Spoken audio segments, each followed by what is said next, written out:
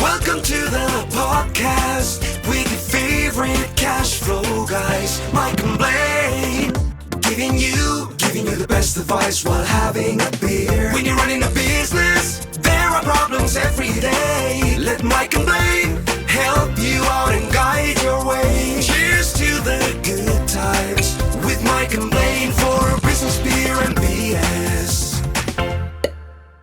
Hey, if you're just tuning in, this is Mike and Blaine, and I'm Mike Mylan. That is my partner, Blaine Birch, and this is our podcast. So thanks for coming. If you want to learn more about us right off the bat, go to mikeandblaine.com, where you can buy us merch, buy us a beer, or just listen to the podcast, become a subscriber. So, Blaine, what's up, my man? You got to tell us what episode we're on. Or I guess I didn't. All right, so I won't do all that other stuff again because I'm like going, I'm usually one take Mike. I'm usually just getting it. So this is episode 95, and 95 is special because it's halfway to the hundo, right? Halfway to the hundo and the hundo super pack, and I'm going to let Blaine describe it because it is the biggest contest we've ever run. The absolute biggest contest we've ever run. Ginormous. It is the biggest by far. It is 100% bigger than we haven't done any other contests, but it's still big. It's still really big. And okay, so Hundo Super Pack, and if you've been watching like LinkedIn and Facebook, you might actually see the picture of all the cool stuff you get. But you get like you get a T-shirt, you get 3 books, 2 mics, 1 of mine. Gonna have another one coming up pretty soon for me, so we'll have more books for next time. We've got a coaching session with Mike, and we got like 3 months with Dry Run for free. So there's all kinds of cool, and I think there's a mug in there, and like all kinds of cool stuff. T-shirt, that's right. Plus, we talk about you for 4 episodes. Right? Oh yeah, you get promoted your business, or you. If you I just want you to talk about me, Mike. I'm gonna talk about you for 4 episodes. Or you can even pick your favorite brewery. But if you are a brewery and you're a brewer and you're listening to this, you might want to enter, because then we just promote your brewery.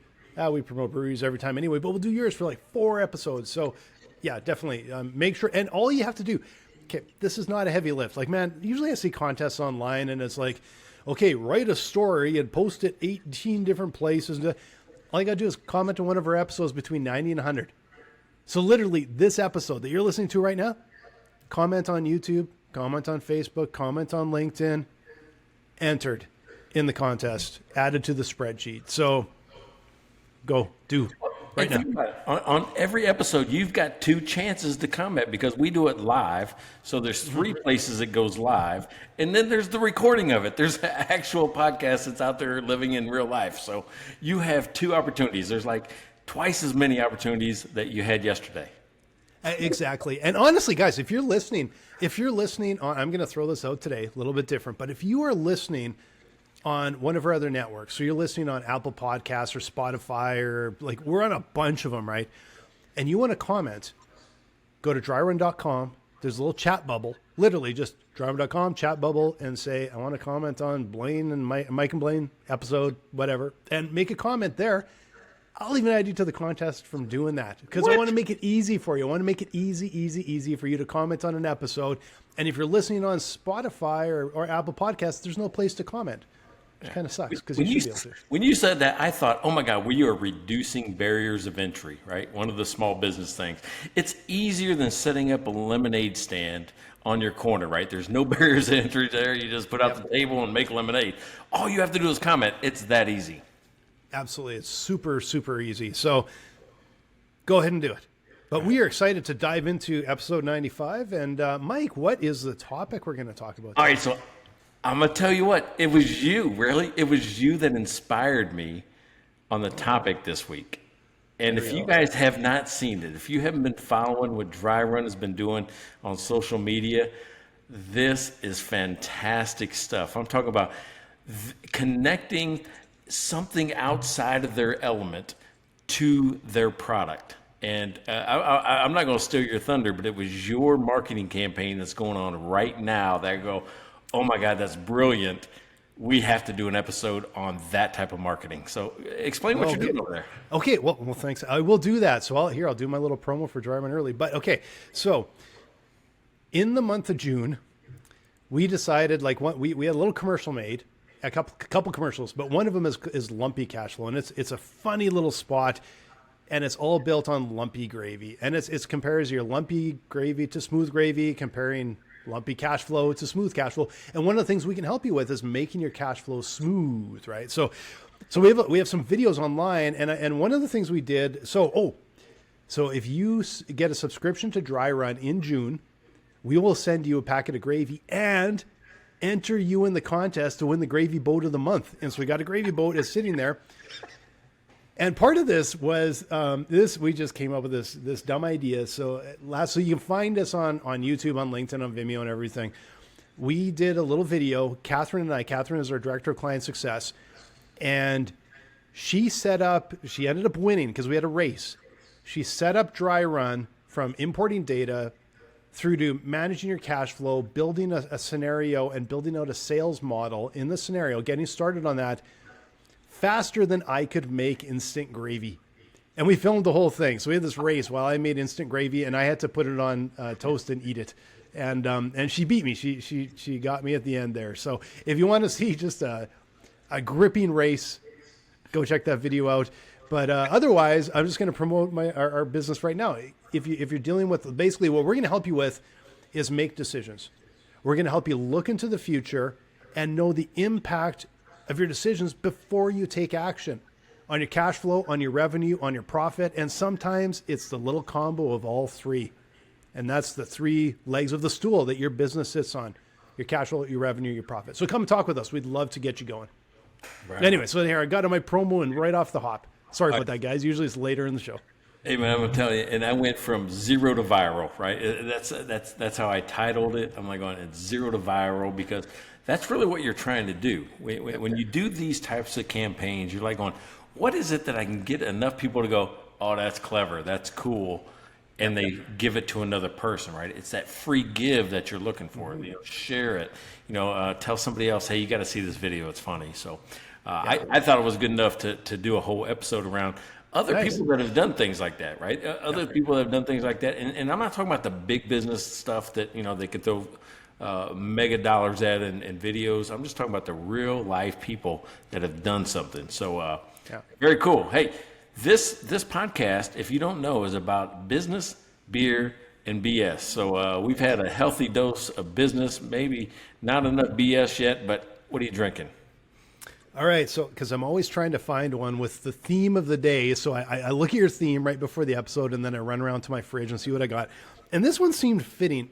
I've had this beer before, maybe even on this show, but it is Collective Arts out of Ontario, Ransack the Universe. I know, and it's a beautiful, beautiful can. Yeah. But that just felt like when something goes viral, that's what you want. You want to ransack the universe. So I just thought that was kind of a fitting can today. Yeah, see, all right, so I don't have the robust craft beer fridge that you do, where I can go, what theme does this fit to today? And then I had company show up. Have you ever had company show up like unexpected? And now they were expected tomorrow. I even have the message that says, I'm going to be there on the 16th. No, showed up the 15th. Oh, right? So, right before, no, that's not what it is. I had to scramble to just go get a beer. It's like, oh, holy shit. So in the pool right now, and it's 97 degrees Fahrenheit. Oh, nice. Here, with humidity, it feels like 107. Okay, right? that's a little toasty. So think about like a hot, wet towel that when you walk outside the door, they just throw it on your face and go, hey, try to breathe in this while you're outside. That's kind of what it's like. But here's the one I chose because I knew I kind of wanted to do the viral thing. The closest I could get was the Cosmic Mutant IPA, right? And what I'm thinking about that is how you've mutated two different things that are not connected, not related. So there's a cosmic mutation between your product and some outside entity, and that's kind of what I was thinking about when I got this. So. Nice. And Oskar Blue is a really a good classic American brewery. So that's really cool. And you know what? Like we're trying to go viral, but can you force it? Like you can't force viral. We've been trying. We've done some we've got some cool little videos, got some fun stuff. We're getting some buzz out of it. But viral is where it just inexplicably just explodes in us everywhere. And we haven't managed that where it's like on the old Johnny Carson show or whatever. I'm dating myself here, but like it's not just all of a sudden exploded and it's everywhere. But that's the goal, right? Is to try and have that happen. Well, think about it. It can happen so much faster now than it could 20 years ago. Get your name out there. Yeah, but, for but sure. the thing is that the public are cynics, right? They're like going, Oh, yeah. It's so much faster to get publicity if you do something wrong than do something right or clever. For sure. Absolutely. All day long, every day. It's especially with a person doing something. If it's a cat or a puppy or something, that's good stuff that sometimes goes viral. A raccoon, but people doing something, you're right. Like if it goes viral so often, it's something super negative. But products, when something goes viral for a product or a business, so often it's going viral for a business that is a B2C, like to a consumer. B2B is really hard to go viral, I think. So, yeah. So you guys are doing something unique, right? You're taking phrases out of, and I'm telling people this because as a small business, it's super clever if you can do this, if you can get away with it. And I'm going to say yours, and then I'm going to say another one it reminded me of. So yours is you're using the terms lumpy cash flow, right? It's lumpy because it feels, we argued about this. I tried to get clunky going. You're trying to get lumpy going. So, the cash flow guys are fighting about terminology, but we kind of know what it feels. When you use those terms, it just doesn't feel right? It's not as smooth as you said. Well, the gravy made a perfect connection to that, right? Gravy, nobody likes lumpy gravy or lumpy mashed potatoes. You could have went that way. There was a company called and they made blenders. yeah. And they did a campaign called Will It Blend, right? Nice. Okay, nice. And they took things like cell phones and other stuff that you would not blend ever and put it in their blender, and that was their campaign, just showing you if it would blend, right? Whether or not this thing would hold up to the challenge of blending something it should not blend. That is awesome. I thought, how cool is that? And think about that. There's a theme. Everybody tries to find the theme, the common thread. And it's the connection between something that shouldn't be there to what you're trying to do that I think gets people's attention. You're like, wait a second, that doesn't sound right. Yeah. And it tends to be like funny is can go viral, but funny is hard. Like, and you can't determine if it's funny. Like stand-up comedians maybe can because they're pros, but the average people, they can't determine if it's funny. You just do something and you see, do other people find it funny? And the other thing is it's like stunts.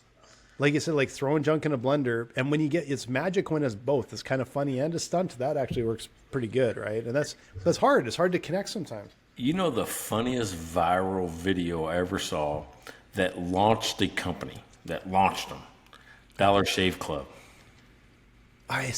Oh man, I remember, but I can't remember the actual video. Yeah. Yeah, it was a YouTube video of a guy. He was in the warehouse where they make these things, and it's just he's going through, and as he's signing paper, he's like on a weird moving thing. He's walking through it or moving through it, and there's like a gorilla comes up and hands him something. There's he's signing things. There's weird stuff that's going on all around him while he's really delivering a real commercial that he could have stood in front of a podium and delivered. He's being the straight guy while chaos and everything is going on around him. And what's funny about it is that he just plays into it as the straight guy the whole time. So if you haven't seen the Dollar Shave Club original video, that should be in every marketing course's syllabus as, hey, watch that. It was the connection of the expected versus the unexpected, right? Like with you, gravy with cash flow software. Blend it with a cell phone, right? It's like it's the combination of expected and unexpected. I think I'm starting to notice a theme that's helpful, but it's hard to do, right? It's hard to do. It is. It's hard to do, and if you guys, like I said, go to our YouTube channel with Dry Run. You can actually see some of these and see how they're sort of working. But the gravy idea wasn't our idea. Like it was the company that made our commercials. Umalt out of Chicago, video production company Umalt, and do a plug here because these guys are awesome. umault.com. Guy Bauer. Go talk with Guy. Watch the videos. They're brilliant. And Guy, he's the one that came up with the lumpy cash flow. And then because his business, he knows it inside out. He's been a customer of ours for years. That's how we found out about him, right? But he came up with that. But that's because he is pro. He is so good. He is so smart of making that connection.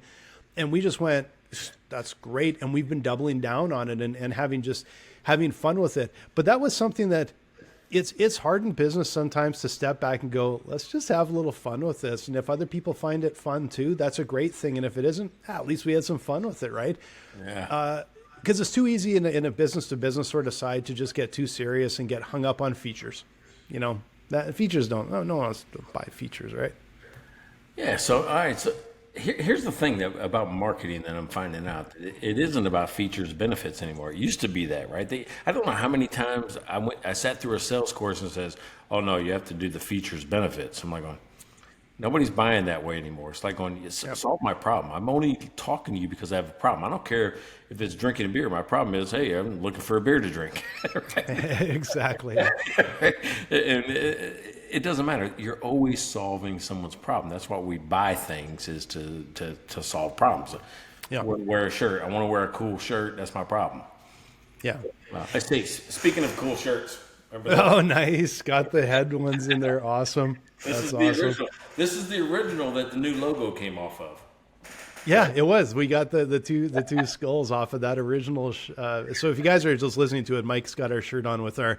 It looks ridiculous. It's our two heads, like literally sort of cropped out and stuck in a shirt. It looks ridiculous, but it's fun. There is not a day that goes by when I wear that shirt that people don't go, is that you? And because I was terrible at designing shirts, I didn't even put on there Mike and Blaine or podcast or anything. It's just you and I's, heads smiling on the people. It looks terrible, but and it's so much fun. I love it. I absolutely love it. So, why didn't that take off? Why didn't that? I mean, that should have went viral, right? I mean, maybe it will after this. Maybe people see that and go, "Oh man, I got to wear the Mike and Blaine's heads on my shirt." I mean, I even had stickers designed, thinking, all right, so you see, that's what bands do. You ever notice that? The bands will take stickers and they'll put them all over the bars and in different places, outside, inside, wherever they can stick them. I'm going, why couldn't we be that, where you just knew? It was like a cult thing where there's no name on it or anything like that. You got to know that it's a Mike and Blaine. Right? Yeah, we'll have to. Well, maybe we'll have to make some stickers up and get them and start plastering them around a little bit and hopefully not get arrested for sticking stickers everywhere. But all right, so there was a couple other things that I remember. I'm like, because what this got me thinking about was, what can a small business do to make an impact, to get their name recognized in a good way? Again, you can do all kinds of crazy things to be in a bad way, but in a good way, what could you do? I remember watching a commercial, and the only reason I know this is that I saw my friend James got this mattress called Purple.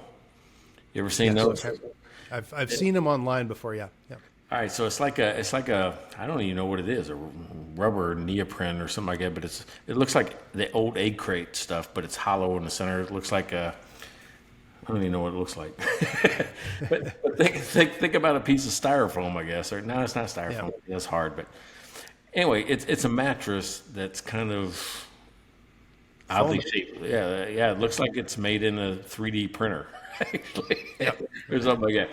But their whole commercial was about how soft it was, and it really is. It's not really super comfortable to me when I laid on it, but they were dropping eggs onto this thing, and the eggs weren't breaking. I'm like, all right.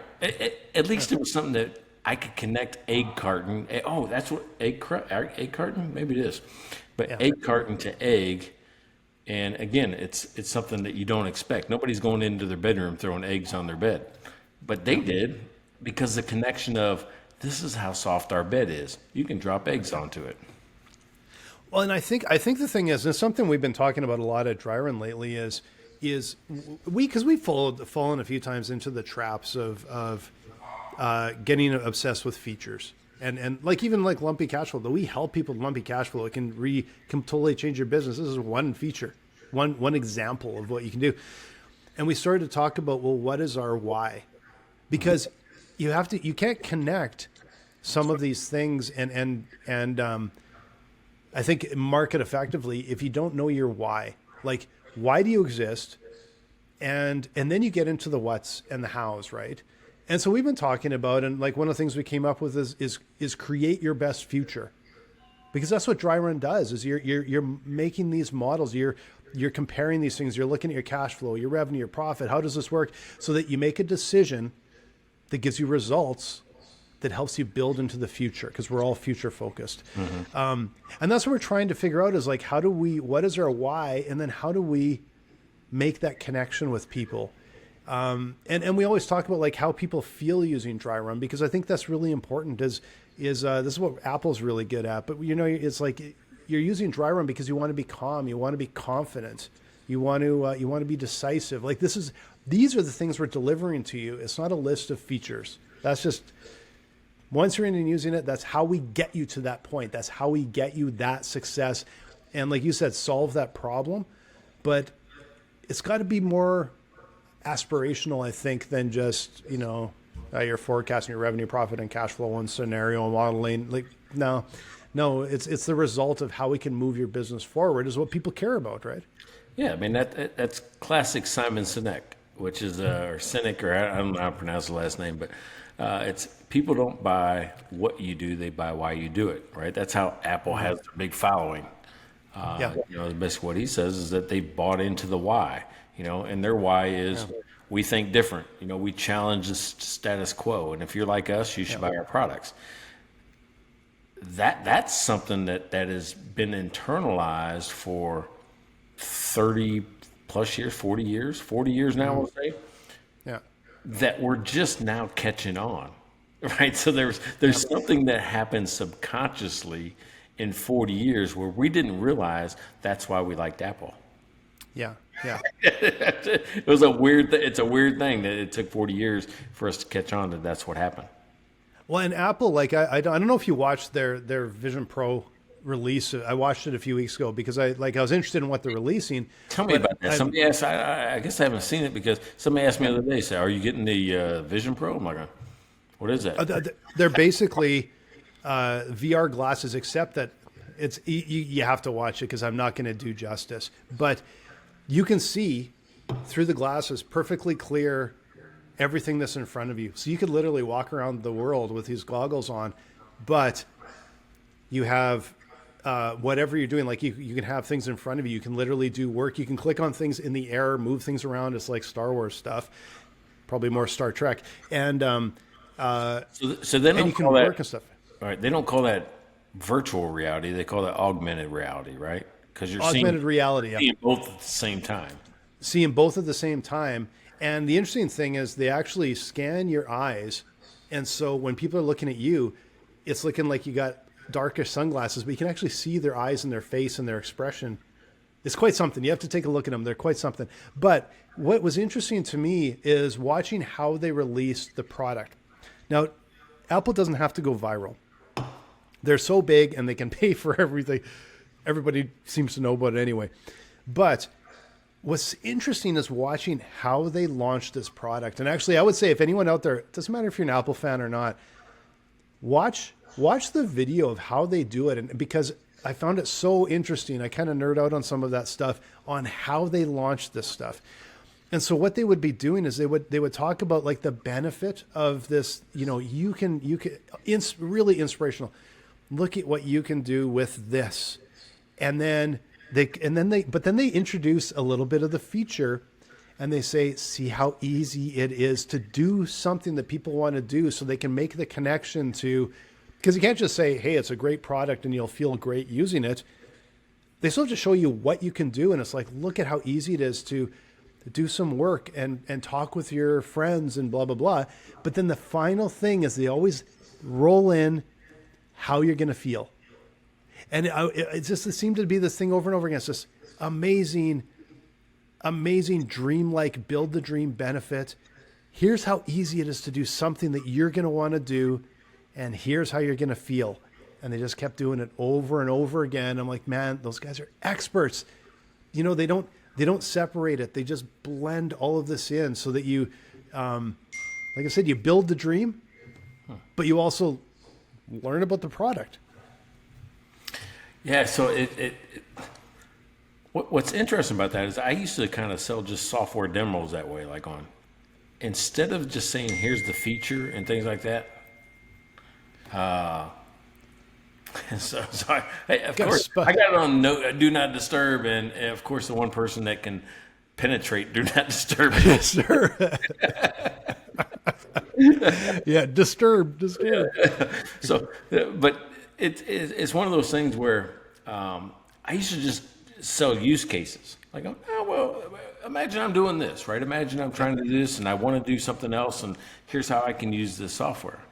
Yeah, that's telling the story. That's connecting to people, because what you're doing is even if it's about you, you can tell a story. Even if it's about you, here's how I did things, or here's what happened to me. People put themselves into that situation, right? Better than you showing them and saying, here is, you can, cut and paste by clicking here and dropping there, right? It's telling the story. I was trying to do this, and because, I had this feature, right? That's the key sentence.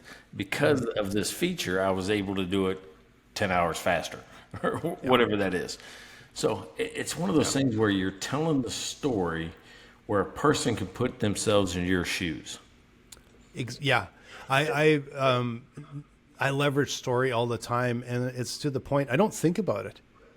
I seem to jump to stories when someone asking about something. I sort of jump to a story, and I just find it a really effective way to basically explain like why we exist, what our product is, what it does for you. And it's like, here's a story of one of our customers, and here's how it transformed their business, and here's how, but it's all through a story, and it's not rehearsed or anything. It just is. It's just easier once I hear from them. It's like, oh, interesting story. I'll just pass that story along. Yeah. Works great. Yeah, it's awesome. So the another one that I think is more small business related, right? I mean, because you say Apple, and everyone goes, okay, yeah, Apple, they get it. But another one is, this one's going to be weird. Have you ever seen that thing called the squatty potty? No. This is the weirdest thing in the world. All right, so the weirdest thing in the world, but it's like it went viral because it was talking about, this unicorn taught me how to poop. Okay. I'm like, what? I'm like, it was one of the weirdest things because what it does is it elevates your feet, or raises your feet up. Your knees are higher, I guess, than your hips, and it makes it easier to go to the bathroom.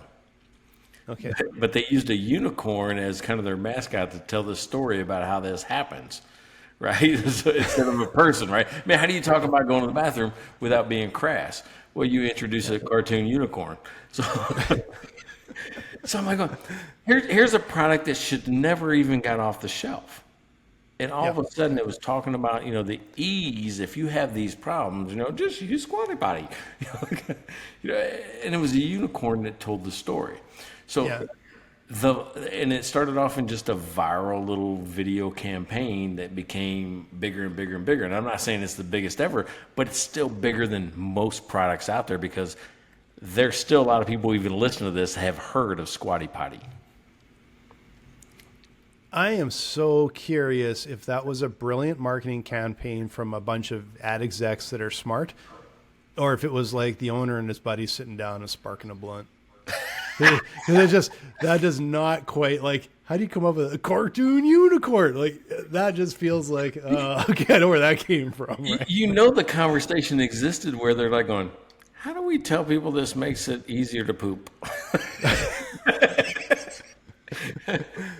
Why not just say that?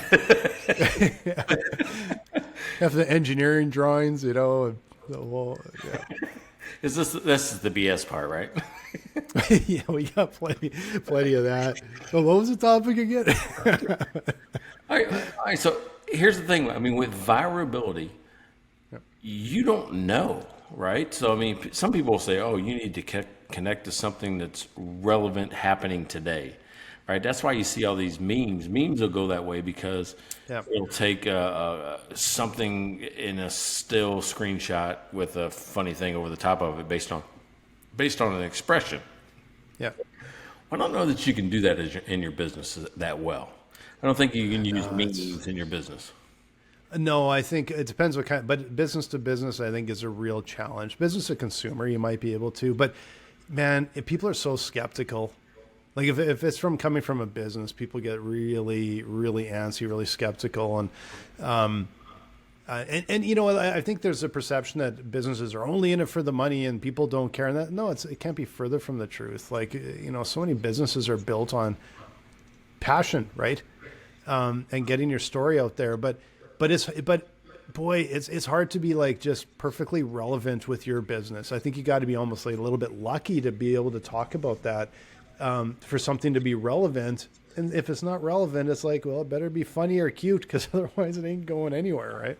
All right, so there's another way to kind of go viral is get somebody that's an influencer to just talk about you, right? If you think about it, that's a big push the needle or move the needle type of situation as well. The thing is, it costs so much to do that. Well, and the other thing too is with and I'm not an expert on influencer marketing, but I will say that I suspect strongly that there's the absolute leaders in the space and then everybody else. And the leaders are the ones that can actually move the needle for you. I think there's a lot of people that characterize themselves as influencers, but can they actually deliver results? Like literally ROI. If you're going that direction, you want an ROI. You got to be really confident, because of course there's going to be all sorts of promises, but can you make money off of that? And possibly you can if you're in the right space, especially going to consumer, and you have the right influencer that works with your product and gets to your ICP, your ideal customer, not just anybody. I think it could be really, really effective. Yeah. But boy, you and I both know that you can flush a lot of money down the toilet on a promise. And a guess, right? All right. So, now that you've said that, can you describe one time where you flushed a lot of money down the toilet, and just a hunch? It's like, okay, which one do I pick to talk about? You know, because yes, we've done it lots of times, but you know what? There's been a few times, like online advertising, we've done a few pushes and bet a little bit wrong, a tiny bit off on that target market, on that ideal customer, and you only have to be a few degrees off, and you flush money down the toilet. The best example, I think I probably told this one on this show before, but it was probably 30 episodes ago, so I'll bring it up again. Back when I had a creative agency, we were sponsors of the Edmonton International Fringe Festival, and it's a huge international outdoor like theater festival, outdoor performers, you know, the food trucks, the whole works, right? And I think it's something like 1 million people go through in a week, and they print hundreds of thousands of these guidebooks. And we did a bunch of the marketing stuff and the posters, and everybody around here knows the Fringe, right? And we were given the center spread on this full color catalog that people would buy to get the lists of the shows and stuff. And we put in an ad for one of our mobile apps at the time. And it wasn't like it was a financy thing. Like it had nothing to do with the arts, which is that's who was going to this thing, right? And we were number one in our category. We were selling really well. We got into this thing with this full fancy 2-page spread. Crickets. I shouldn't say crickets, because we were selling a lot of these. There was zero bump. Absolutely zero bump. And I tell you, that taught us a lesson that was so loud and clear that if you have the wrong message at the wrong time to the wrong group, it's not your ideal customer. You could spend $1 million and it would be crickets. And that was just such a big lesson. And yet there's times that I didn't follow that lesson close enough. And also it's like, that was 20 grand. We're never getting back. That was 30 grand. You're never getting back. And it's just, those are hard on a small business, right? To have those kind of mistakes. Well, and I did the same thing when I had Recover. One of the advertising mistakes I made, because I did influencer marketing with with a radio advertisement personality, right? Got on his radio show. He would talk about it like you hear Joe Rogan talk about products now. But the mistake I made is I really liked the ad guy at this minor league baseball team, River City Rascals. I'm like, oh man, they got a ton of games. They're always playing. Let me advertise there. It's like $10,000 plus package, and I even, because people weren't, didn't create a bump after their advertising, because they would talk about me on their radio, their broadcast up in the booth. I had signage around the ballpark. I even took, people out of the bar, just, and put it on T-shirts with a QR code on the back, saying, well, if they just walk around, I just give them tickets and go into the bar. I mean, with QR codes on the back, would it work? And this is 2010, 2011. Yeah. And it didn't work because I misrepresented, or didn't misrepresent, I misunderstood who was going to those ball games. Mm-hmm. Yeah. Right? Because I'd only been there with my friends, and we'll drink some beers and have a good time. Yeah. 80% of their audience were families. Young families. They got like 50 kids out in the outfield, and it just wasn't the right environment for a hangover pill. Yeah. Well, and even if it was 20%, were your market, that was where is it the right place and the right time? Because if they're not at the bar, they're not worried about a hangover when they're going to the baseball game, and so they probably won't remember the next time they're at the bar, right? We were an impulse purchase, and I needed to find segments that capitalize on impulse purchasing, right? I see it at the time of, oh yeah, this might happen. That's why it worked at the bar, because I gave you your check and say, hey, listen, we got this thing called Recovery. You want one of these before you go home? It was like $1 or $2. It always worked there. I sold 80% of the time. You could sell it there. Yeah. And every other place, it was hard to get somebody to convert. Yeah, and it's that's sort of that the thing that we're always looking for is like, okay, you've got that product market fit, like where, who, and usually we get into trouble because we start going outside of that lane. Like we think we try and take what's working here, and we think, oh, it'll work over there, but you're missing some key elements, and is it the right people, right place, right time, right? And I don't think it can be ever part of your marketing plan to go viral. That is not a marketing plan. That is a fortunate accident. Like an influencer, that's not going viral. That's just distribution, or it's like marketing, like as a channel. But they can even probably predict how many people are going to see it, and everything has to be based on data now. Like when we're running our ads online, we're doing small tests all the time and looking at the data, because any big play is just the best way to flush money down the toilet. Yeah, I liken it to when I was a state trooper or when I was in the Army, especially the Army overseas. We tell guys like the worst thing could happen to you is you end up on the news. Whatever we do, let's not be on the news, because you're in the Army, you're a police officer. That's not a good thing when you're in the news. So, I mean, there's never like a good feel-good story about what you're doing. So I look at virability the same way. It's like the chances are higher I'm there for the wrong reason. Yeah. When you go viral. The other thing I just thought, like when you're talking about a business, you could go viral, but completely go viral exactly like you did with the wrong crowd. Like you could go viral on some funny video. Like let's say we went viral with somebody funny video, and millions of college students saw our viral whatever. None of them are going to buy. Oh, none of them. We'd be zero, right? What would be funny? Not funny, cool. All right, remember the ALS challenge? People are just dumping their ice on their head. And the thing is, if you do that, you're also supposed to follow it up with a donation, to ALS. Yeah. But what if there was a gravy boat challenge? We're like going, what else can you do faster than making gravy? Making gravy, yeah. Right? Now, the tricky part is how do you get that in front of our ICP, which are like owners of established businesses that have been around for 5-10 years that are doing multi-million. Like, how do you get in front of that group? Because I don't know if we could have 1 million people, not 1 million, but if you did, you could have 1 million people respond. But if they're all teenagers, you're not getting anything out of it, right? I think what you do is you start off with 10 to 25 people that are close to you that are business owners, and there's something in their business that they think they can do faster than you making gravy. Yeah.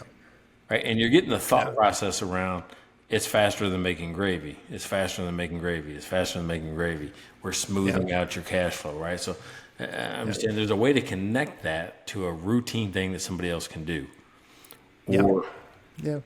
Or challenge them. But do they care enough to do that? Is it fun enough for them to do that?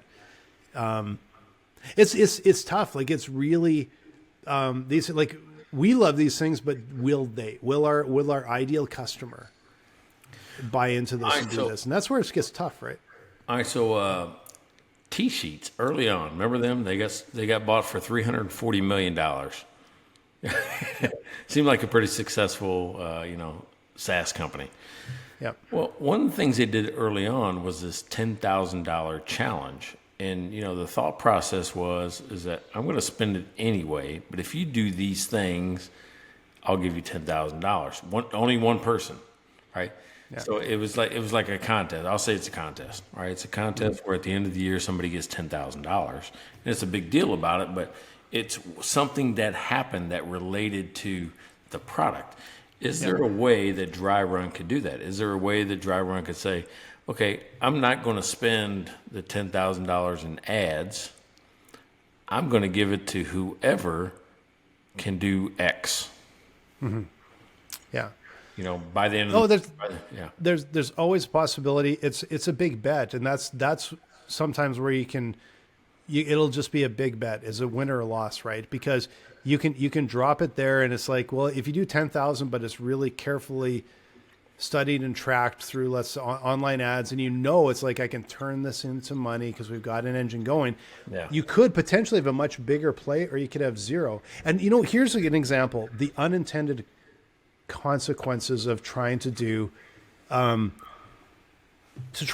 something like that, where if you don't really know what the outcome is going to be. And I will say, I want to see if you recognize this.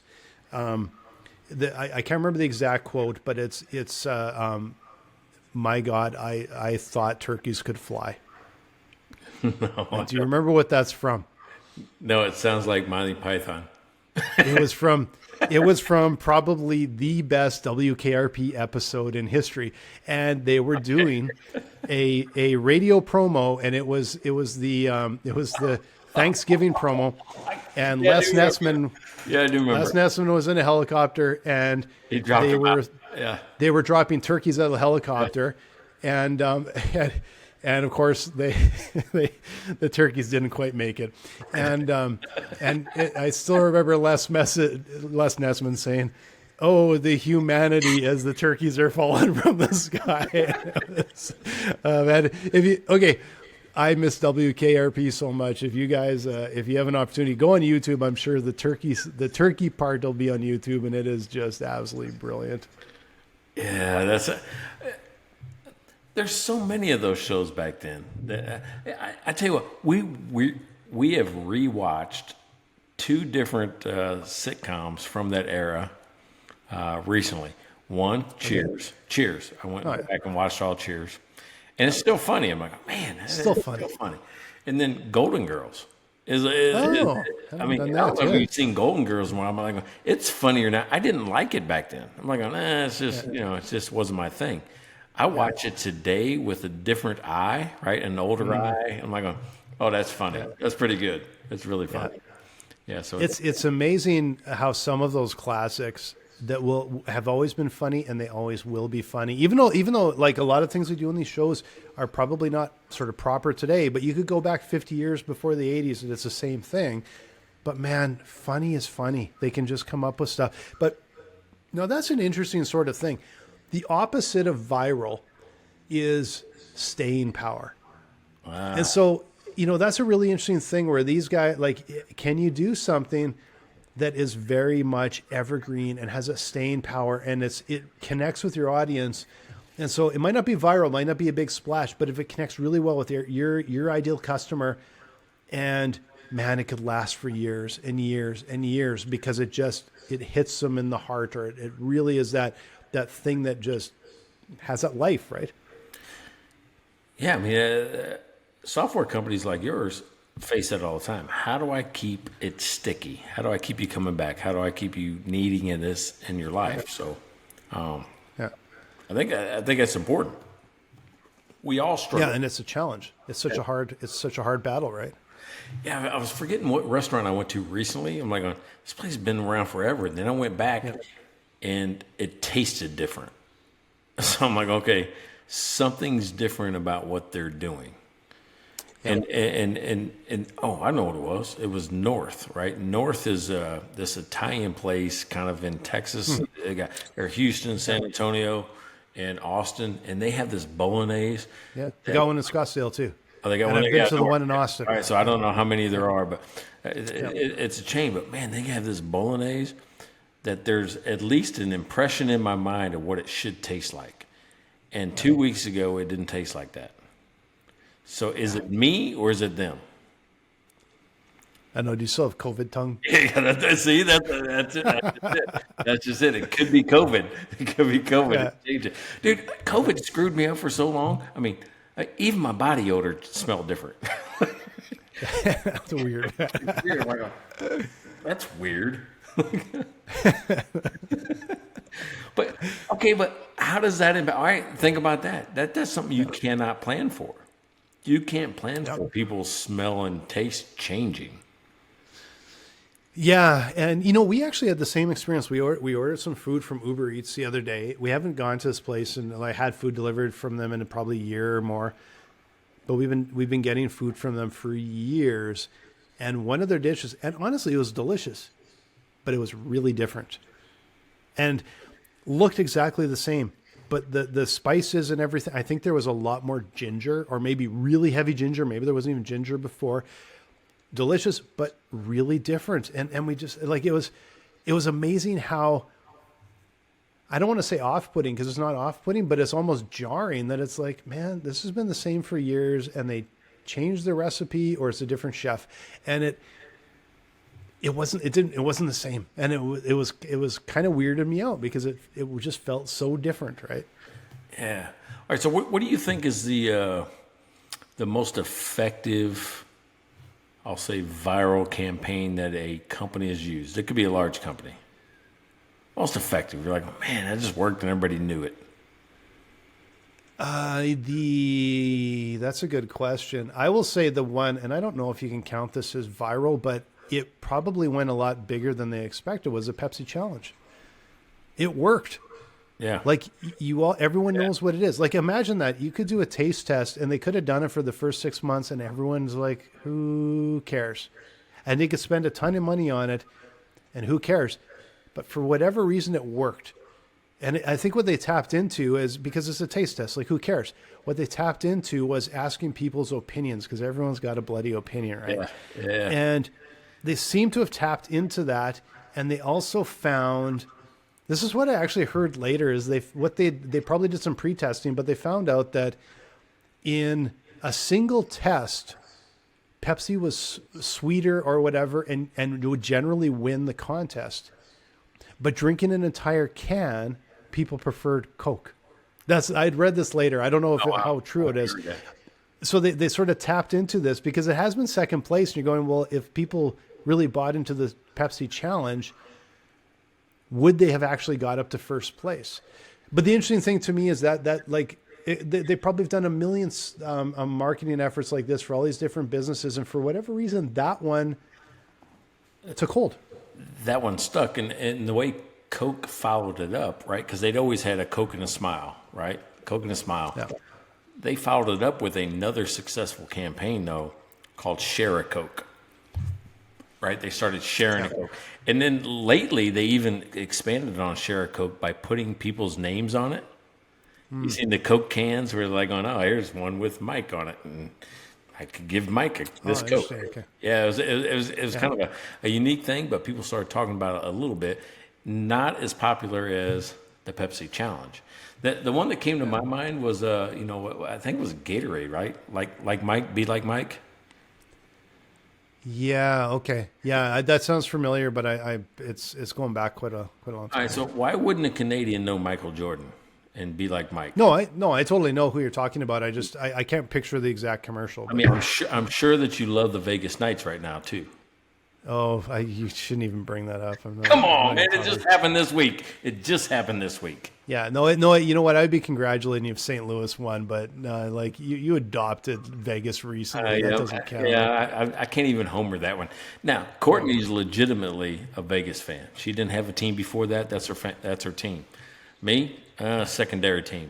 I'm happy they won, but no, it's not the Blues. It's not the Blues. Yeah. Courtney, I think you have to rethink your life choices. Who should she be rooting for in hockey? She's only been to. She went to the San Jose Sharks game, and she went to the Vegas Knights. Yeah, or you just jump on the bandwagon of the best player on the planet and become an Oiler fan. So, hey, speaking of the Oilers, though, I saw, and I didn't know this until this week, where during the playoffs they packed the stadium or the arena. They packed the arena. The ice was there. You could watch the playoffs on the big screen, and they had lights, like a video representation of what was happening on the ice. Yeah, no, they would pack out without the game being there. They would pack the place when the game wasn't there. Yeah, but they were using LED or some type of technology on the ice to replicate what was happening in real life on the ice at their stadium. Oh, I didn't see that. That's interesting. I saw that, and I'm like, yeah, so imagine sitting there in the stands, and I'm not just watching the big screen, but on the ice it's lit up, and I got like number 15 is moving around. I can see where he's at on the ice at all times. Okay, so here's an interesting, I just realized where some of this entertainment could go. Going back to Apple Vision Pro, and check this out after the episode, because I think you're going to find it really intriguing, but you start looking at the possibilities. And then, like I was watching the F1 race, last weekend, Canadian Grand Prix is coming up this weekend, or a couple weeks ago I was watching, and they show that they show drivers from the helmet, like they literally have the camera inside the helmet so you can see what the driver sees, except it vibrates a lot and everything, so it's not exact. But how long till they can stabilize that video good enough and you can actually watch 4K video of what a player on the ice sees, a player on the field sees, a driver sees in VR goggles that are so real that you can actually see them around? That's where I think some of the stuff that you'll be able to do literally probably with today's or slightly tomorrow's technology and be able to do this. And one thing I've figured out, like how quickly technology changes. We were watching a documentary that there's this amazing food documentary on Netflix, Chef's Table. If you haven't watched this, amazing. And we were watching it, and I started to get distracted and going, what's wrong with their camera? I started to wonder what was wrong with the camera that they were using to shoot the documentary. And then I realized, oh, it's HD, not 4K. And it looks pixelated. When it's 85 inches and it's right in front of your face, it's pixelated. And I remember it was only a couple of years ago and it went, 4K, who the hell needs that? That's stupid. Then you start watching sports in 4K and you're like, oh my God, this is amazing. And now I'm not satisfied with HD. It's just like, how did that happen? I watch like replays or highlight films of things that I watched as a kid, or 85 Bears Super Bowl, or anything, just name it. Watch something from the 80s and 90s, and I'm like going, I was watching it on TV. It didn't look that bad. Oh yeah, you can't. It's unwatchable. How did we watch hockey games on a 19-inch TV with rabbit ears, bad reception, and I don't know how we watched it. But it didn't look that. I don't remember it like going, oh, I can't see this. All right, I don't remember it looking that bad, and it's only because I don't have anything to compare it to. That's exactly it. You don't have anything to compare it to, because when HD first showed up, like, oh my God, this is amazing. That was the first time that 4K was Now watching sports, I'm like, oh shit, that's really good. But that was the first time I was like annoyed at watching HD. Like that looks pixelated. That's weird. Yeah. And now there's 8K. So you're going to be upset with. Now you're going to be upset with. Stupid 4K. Yeah. Super 4K. I can only see one bead of sweat. I should see all of them. Exactly. I can't see the laces on that football when it's flying through the air. Oh, actually, you probably can right now. So. All right. So, hey, this is episode 95, right? And we tried to talk about virability. You know, how do you go from 0 to viral? And there's really no recipe for it. Well, I'm starting to figure out, though, that people prefer, like if they're going to be entertained by something and you want to do brand awareness, maybe not conversions, but brand awareness, that the connection between your product and something other than your product, outside of the world of your product, makes people take notice, right? Even if it's gravy versus software, it's one of those things where it's pretty good. So what'd you get out of this one? Well, I think the big thing is you can't plan, nor should you ever plan to go viral.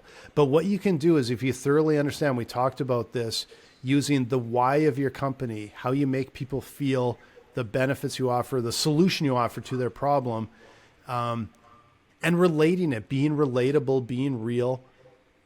That it doesn't have to necessarily go viral, but it has to be relevant to your ideal customer. And you can start to have that Cheers longevity. And that's, I think, what businesses should be going for, the Cheers evergreen longevity, rather than this hope to go viral.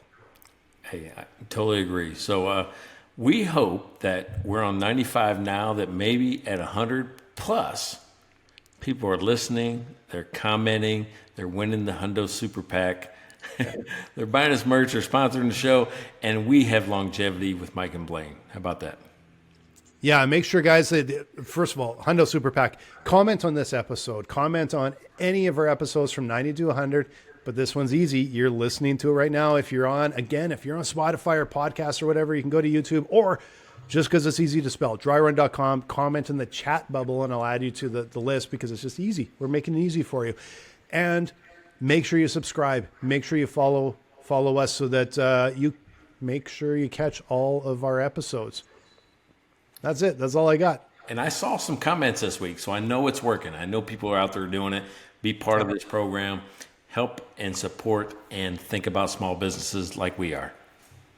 Absolutely. We love small business. Make sure you support them. So looking forward to next week. Number 96 next week. 96. We're moving on.